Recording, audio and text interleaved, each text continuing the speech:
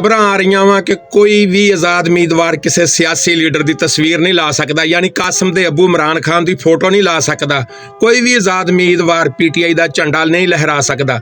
जिस कैंडीडेट दोस्त अहबाब ने पैना फ्लैक्स पोस्टर बनाने हैं, सब तो पहले उसके उत्ते लिखवाउण ईया का नाबुदु व ईया का नस्तईन, अल्लाह हम तेरी ही इबादत करते हैं और तुझ ही से मदद मांगते हैं।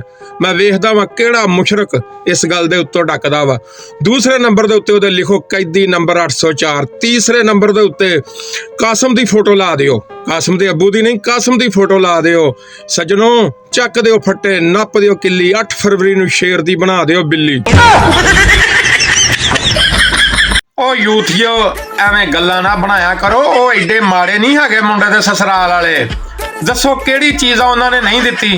फ्रिज नहीं दित्ती, सेफ अलमारी, डेक, रेडियो। हालांकि कोई रेडियो का दौर है वा, पता नहीं अगले ने कित्थों लभ के लिया के दिता वा।